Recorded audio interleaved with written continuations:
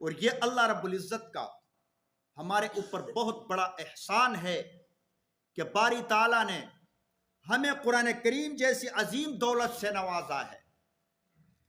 قرآن کریم ایسی کتاب ہے جس کی صداقت کا غیر مسلم بھی اس کی صداقت کو مانتے ہیں لیکن اقرار نہیں کرتے، بغض کی بنا پر، حسد کی وجہ سے مانتے ہیں کہ قرآن کریم برحق کتاب ہے اور آخری کلام الہی ہے، آخری کتاب ہے۔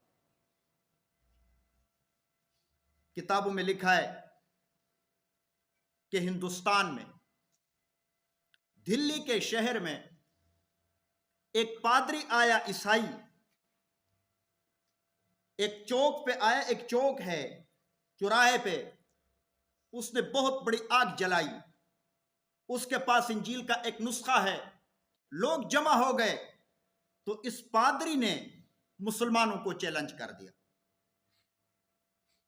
کہ اے مسلمانوں، تم کہتے ہو کہ ہم حق پر ہے، دوسرے ادیان کو چھوڑ دو، ایک ہی قرآن پہ عمل کرو، دیکھو میرے پاس یہ انجیل ہے، لاؤ تم اپنے قرآن کو، میں انجیل قرآن میں رکھتا ہوں، انجیل کو آگ میں رکھتا ہوں، تم قرآن کو آگ میں پھینک دو۔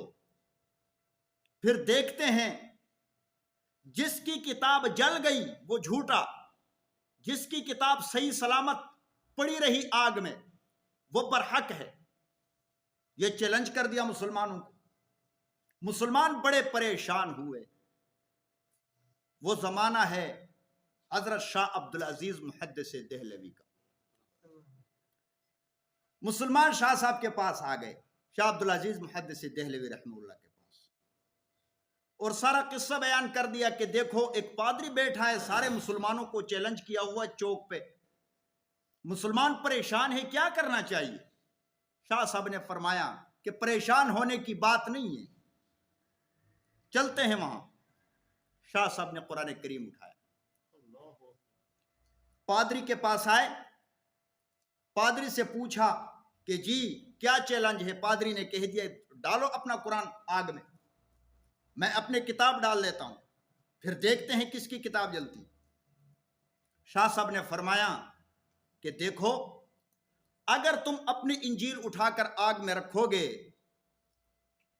تو تمہارے مذہب کے مطابق تم اپنے انجیل کی گستاخی کر رہے ہو، بے ادبی کر رہے ہو۔ اگر میں اپنی کتاب اٹھا کر آگ میں رکھتا ہوں تو میرے دین کی مطابق، ہمارے شریعت اسلام کے مطابق میں اپنی کتاب کی بے حرمتی کر رہا ہوں۔ تو پادری نے کہا تو پھر کیا کریں؟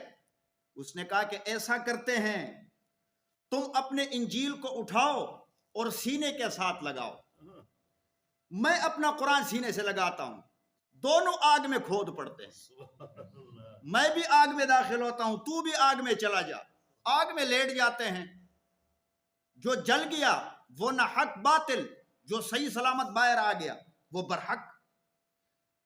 جب شاہ صاحب نے یہ کہہ دیا وہ پادری آرام سے کسک گیا اور دوڑ لگا دی، بھاگ گیا، لوگ پیچھے ہیں، آخر کار لوگوں نے دھر لیا، پکڑ لیا۔ اس سے پوچھا کہ پادری کیوں بھاگ گئے ہو؟ اتنا بڑا چیلنج دیا تھا پھر بھی آپ بھاگ گئے؟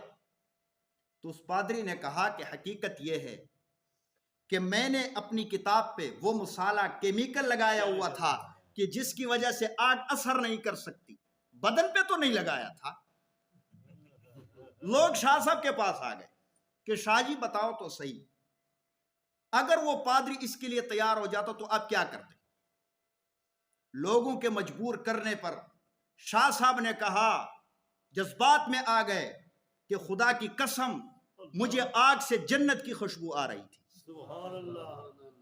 آگ سے جنت کی خوشبو آ رہی تھی، اور الہامی طور پر میرے دل میں یہ بات ڈال دی گئی کہ عبدالعزیز، ابراہیم علیہ السلام کو نمرود کے آگ نے نہیں جلایا تو محمد عربی کے غلام کو قرآن کریم کی برکت سے آگ کیوں جلائے گی؟ کھود جانا، تو میں ضرور داخل ہو جاتا۔